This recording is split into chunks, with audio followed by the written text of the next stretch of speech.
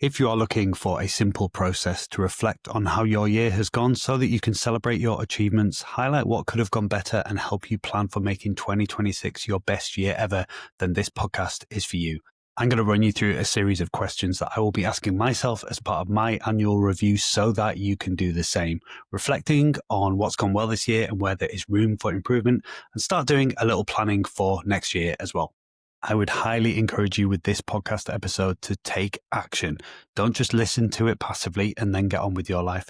Commit now to finding 1 or 2 hours over the rest of the year where you're going to sit down quietly and reflect on your own experience of what's gone well and what could have gone better this year. The 2 hours that you spend doing that this year are going to pay off massively next year, because it's that metacognitive practice of bringing awareness and reflection to your experience of life that's going to allow you to turn vague ambitions into concrete goals and plans for next year. And as always, I want to hear from you. If you listen to this episode and it gives you some light bulb moments or unlocks new insights or ways of thinking about things, then let me know. Send me an email, send me a message somewhere, and I will share your experiences with other people on future episodes of the podcast. Right. So why do an annual review? Why do any sort of review? As I have talked about extensively on other episodes of the podcast, having a regular metacognitive practice, which allows you to reflect on how things are going, is a superpower. It's that kind of practice that separates people who have a vague idea of what they want to achieve and therefore struggle to achieve it, and those who have a crystal clear idea of their goals and their ambitions and then build a concrete plan to actually go about achieving what they want to. Because metacognition, reflection, is about awareness. If you're not aware of your experience of how things are going, if you're not bringing awareness to your thought patterns, your emotions, your feelings, your behaviors, your actions, then you're going to find it very difficult to make changes and improvements to your life.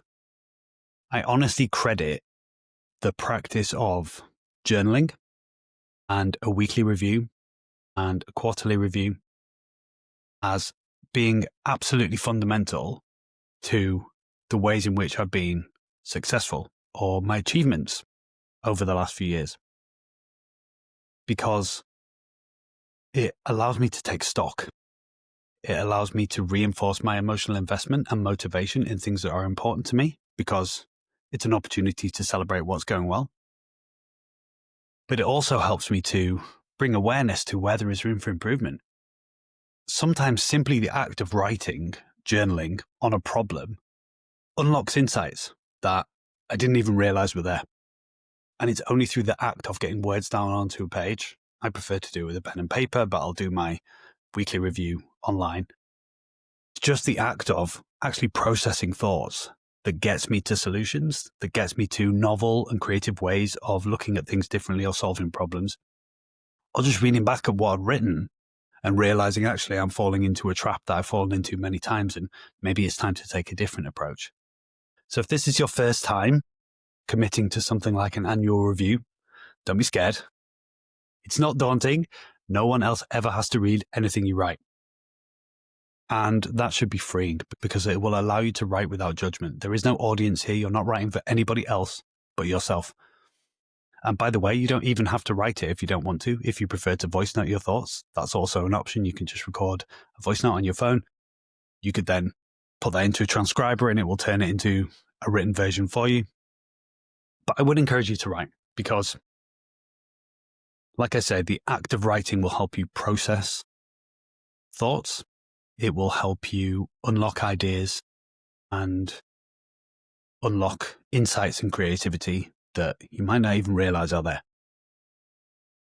So what I'm going to do is I'm going to run you through a subset of the questions that I am asking myself as we approach the end of 2025. There is something magical about this period. Okay, I'm recording this a little bit before Christmas. You might be listening to it after Christmas. You might be listening to it in summer 2026 for all I know. But I really feel like that time between Christmas and New Year, Twixmas, there's something magic about it. It's what Anne Lola Kumpf would call a liminal space, a space where there is opportunity. There's a transition or a shift happening, and the shift is between the end of the year and the start of the new year. And I'm not into resolutions or new year, new me, or any of those cliches, but there is something symbolic to me about that shift and about the way that we spend the end of the year celebrating, connecting, and then the start of the following year is an opportunity for fresh starts or approaching our goals with purpose, intensity, and intention. And that space between Christmas and New Year, which is a weird week, no one's working, things might be open, but routine is definitely out of the window. You've got a bit of that post-Christmas fatigue. There's loads of stuff in your house. There's loads of delicious food. You've got alcohol left over. You're probably seeing friends and family and things. And then you've got New Year. And all of that happens before we get back into normality. That is the perfect time to do your annual review and do a bit of reflection on what's going well, what you want to work on, and how you're going to go about achieving it in 2026. So this is not a protocol or a method or a framework. There are so many ways of doing this. I'm just going to give you my take on it. I'm going to give you the questions that resonate most with me. You can use the ones I give you. You might find some of them chime with you more and others don't, and that is totally okay. We have all got a unique set of circumstances and a unique experience of life. So this is not a one-size-fits-all thing. The only thing I'm definitely encouraging all of you to do is to take stock, do a bit of reflection, celebrate what's gone well, look at where there's room for improvement, and then start planning for what you want to achieve in 2026. The way I'm going to look at this is through 5 lenses, which I'm not going to do in a structured, formal way, but these 5 lenses will weave through my experience and my answers as we run through. So the first is health. And by health, I mean physical health, but also emotional, mental, and cognitive health, the 4 kinds of health that we talk about within the Mind and Matter method. I'm going to talk about work, career, and wealth. I'm going to talk about love, relationships, and connection. So spending meaningful time with the people that matter to me. I'm going to talk about play, joy, and adventure. So hobbies, other activities, holidays, experiences. And then I'm going to talk about self. So performance, improvement, and growth, having a growth mindset. Now, I'm not going to run through all 5 of them and assess them all against every question. But you should notice as we run through that I take examples from each of those domains when reflecting on how the year has gone. So that's enough preamble. Let's get into it. And the first part is going to be reflection on the year. What went well for me this year? The first thing that springs to mind is this has been the most enjoyable, fun, and fulfilling year of work of my career so far. I've done work that I find deeply meaningful and profound. I've had a positive impact through all the people that I've worked with and helped. And I achieved my goals for the year.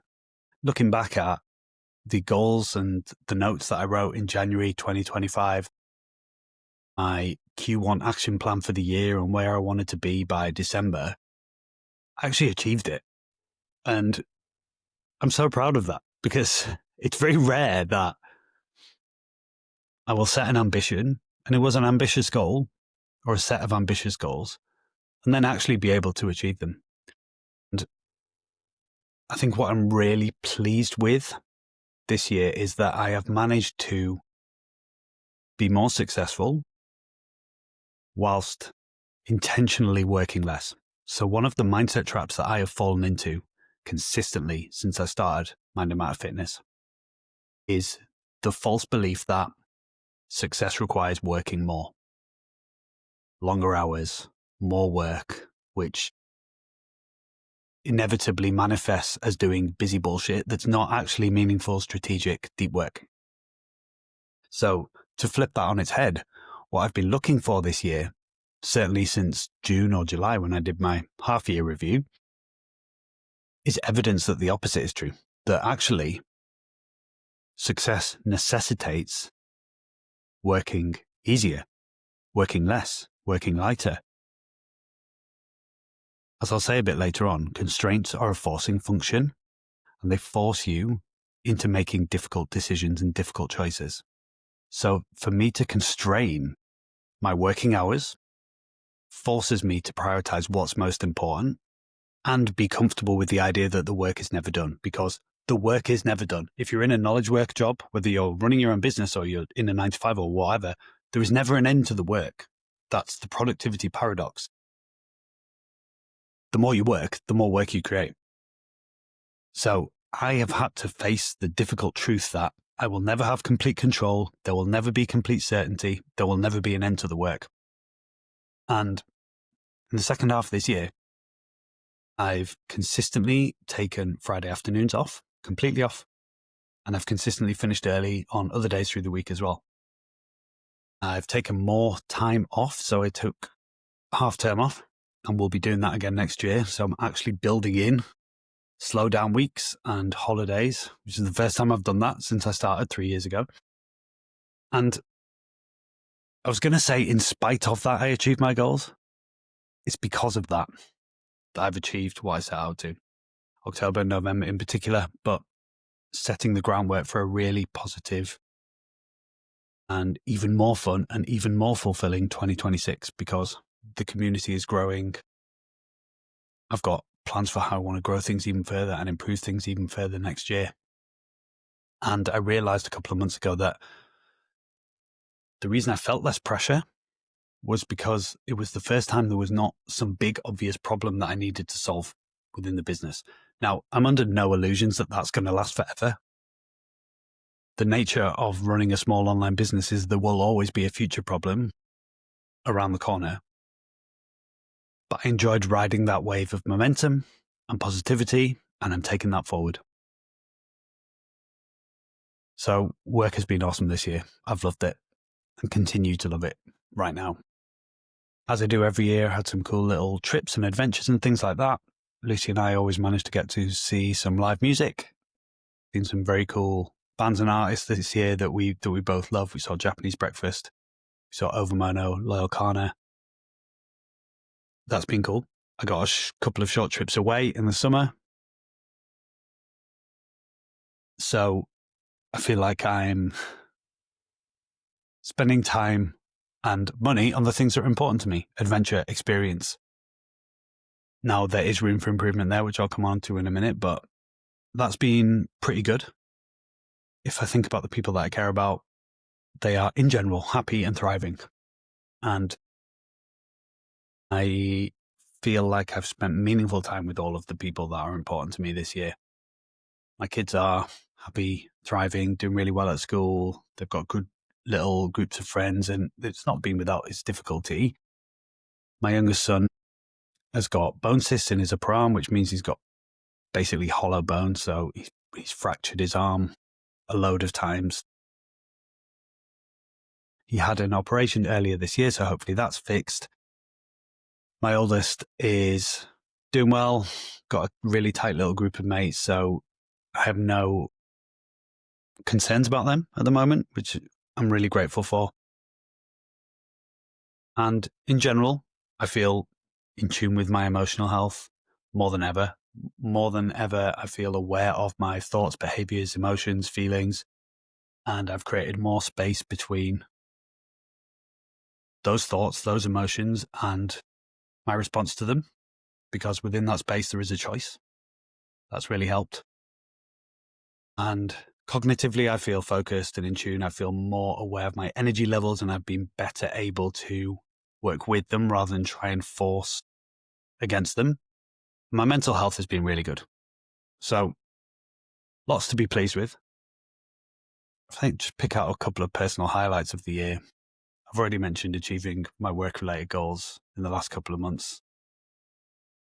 This sounds daft, but seeing Liverpool win the Premier League and watching the game against Spurs where they actually sealed the title with my boys was such a great day. And I remember saying to them at the time, enjoy this, appreciate this, because you never know when it's going to happen again. It could be 30 years before it happens again. Based on what has happened this season with Liverpool, I'm glad I said that.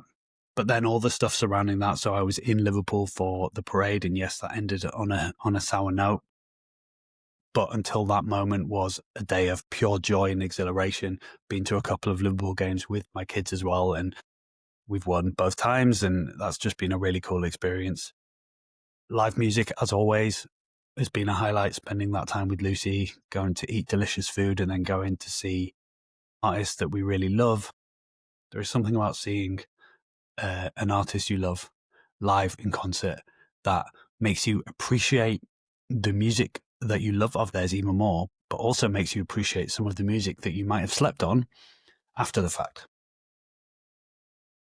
Definitely more keen on the last Loyal Kana and Japanese Breakfast albums after seeing them.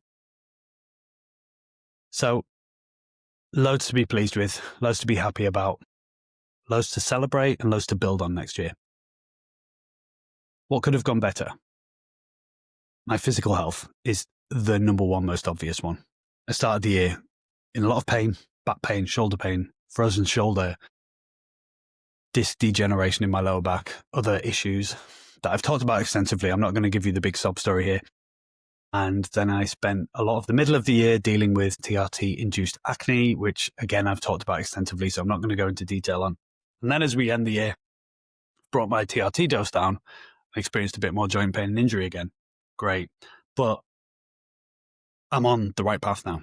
I'm finally on the path to skin being healed and, probably even more importantly, a path to being functionally fit and capable again. And that is my number one priority, apart from keeping everything else that I've talked about that's gone well going into next year.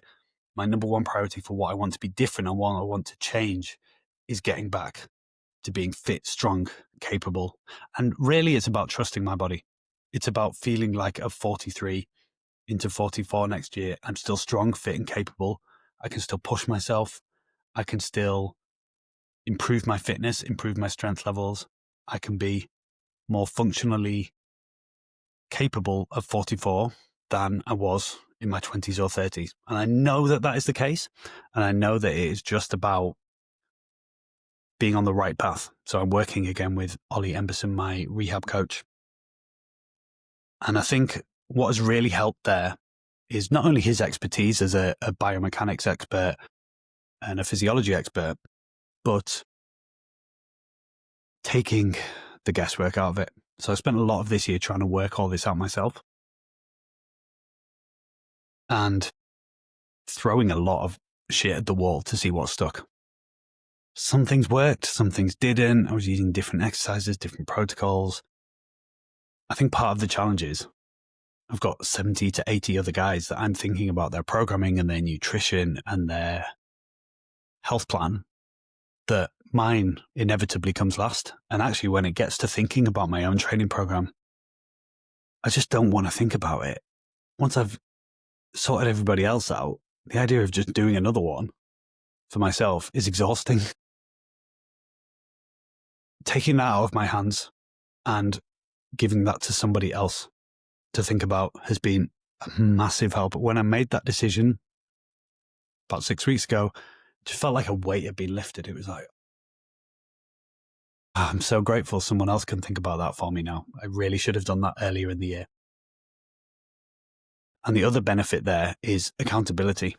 So if I'm just doing it myself, it's really easy for me to program hop or just keep experimenting without looking objectively at what is working, what should work, what I need to change. So now I'm accountable to Ollie to do the program he lays out, which I'm doing with 100% consistency and discipline, knowing that he's got my best interests at heart and that the only way I'm going to get value out of that relationship is if I am honest about what's going well, where there's room for improvement, and having that two-way dialogue that makes a coaching relationship so powerful, so profound, and so valuable. So that is the main thing. That is the main thing that could have gone better this year and that definitely will go better next year. A couple of others. Firstly, we are saving for a house. And this year we had to make the call between having a holiday with the kids in the summer, which is spenny, especially during the summer holidays, or saving for a house deposit. We chose to save. We did take the kids away, but it was a week in Yorkshire. It was fantastic. I would say it was as good a time as we would have had if we'd gone to Spain or whatever, an all-inclusive, because the weather was glorious and there was loads to do. So that's fine, but we do like a holiday. And we've had to do less of that this year. So that's fine. We took that call. We made that sacrifice, and we would make the same sacrifice again. But I don't want to be making that call every year.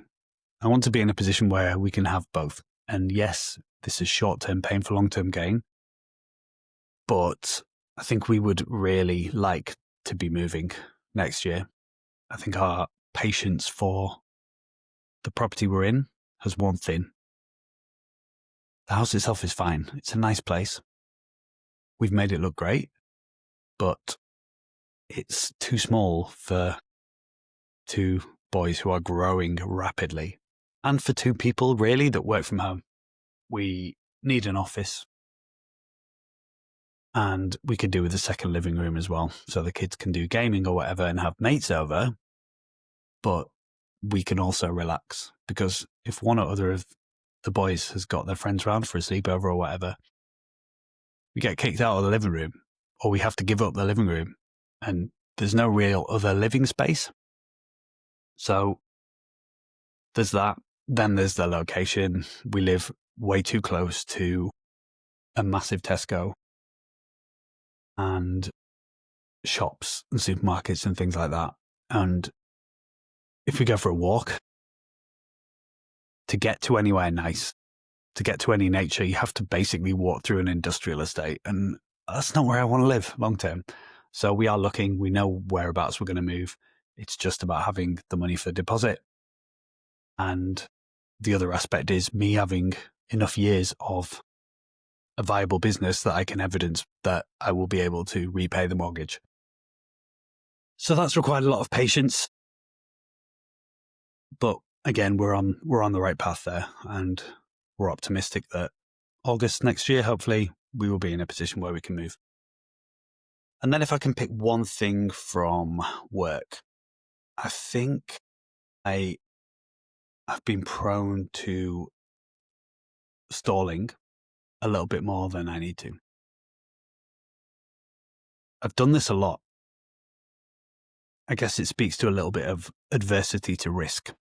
So for example, Zapier, which is automation software that is used by every small business owner, because if you are running multiple bits of software, you need a way to integrate them all. Zapier basically does that for you. You can build automations that integrate various bits of software so that triggers cause things to happen. I was really slow on starting to use that, thinking, oh, well, I don't deserve to use that until I'm making this amount of money or whatever. And until then, I'll just do everything manually. Then as soon as I started using it, realized the power of it, and also realized how capable I am of building automations based on my tech experience in my previous career. I thought, oh, what the fuck was I waiting for? This is saving me so much time and energy on bullshit, like manually copying and pasting things or remembering to do things manually that it just does for you. That was like in a year, 18 months ago that I had that realization, but I didn't learn from it because I've also wanted to hire a virtual assistant for a long time to delegate some of the things that somebody else can do for me in the business. Running the free course on my behalf, sharing the messages, doing some of the triage on the check-in process, editing content. And again, I stalled on this until summer of this year, where I finally took the plunge and hired Kyla. And then within 2 months, I'm thinking I really should have done this sooner, because now I've saved 5 hours a week to focus on other things or just have a bit more cognitive space. And that has been well worth the money. And again, I definitely should have done that sooner. So, and then a third example is what I've just said about hiring Ollie. Again, something I should have done sooner so that I could take that off my plate. So a third thing that I want to do more of next year is just take the leap a little bit more. As long as a decision is reversible and it's a two-way door, I should commit to jumping in a little bit more, to taking risks if I believe, and if the data backs up, that decision is likely to help me. So there's 3 things for me to work on next year. Before I get into the forward focus, a bit of a checkpoint against self, performance, business, and connection. Self, do I feel mentally, physically, and cognitively aligned and in tune? Partly. Mentally, cognitively, yes, absolutely. I started a Substack. I've done more podcasts. I find that the more creative work I do, the more creative it makes me. The more I find ideas for things to write about or things to talk about, the better my ideas become. And that goes not only for things that I do work-wise, but also creative pursuits outside of work. So learning piano, which I'm starting to get back into. And one thing I really want to do next year is get back into DJing. I've just rebooted my 20-year-old Microsoft laptop and got all my MP3s off it. It's not 20 years old, 15 years old. Got all my old MP3s off it, put them onto Google Drive ready to download Record Box DJ software. And I really want to buy a controller and get back into that because my love of music is still so strong and maybe stronger than ever. And I'm really appreciating it lately, and I really want to get back into that side of things. And if I can fix my physical health and tap into more creativity, then I will really feel much more aligned next year. Performance, am I pushing myself, growing and improving? Yes. So I often say that the most powerful thing you need to do is take a step back or slow down to speed up. Now, I've definitely had to do that with my training and my rehab work, but it is that slowing down that's setting the foundations and the groundwork for a better 2026 when it comes to my physical health. I have definitely lent into discomfort with the business and my work and other things this year. I'm doing that more next year. I'm looking to arrange an in-person event in the first quarter of next year, and that fills me with nervousness. What if no one comes? What if no one cares? How can I make it a success? And that is uncomfortable, but it's also the next phase of evolving the Mind and Matter Method community, bringing people together, having that connection. Business, are things going as I'd like? Yes, they are. And next year, it's just about building on that, keeping the momentum going, capitalizing on what works well, and continually looking for ways to improve the experience of clients and my own experience of work as well. And connection, am I creating the opportunities for more connection and meaning in my life? I've done a lot more of this year. I've met up with other coaches and other business owners more than I have in any year until now. Been to more events. And like I said, planning on more of that next year, including my own event. More on that to come.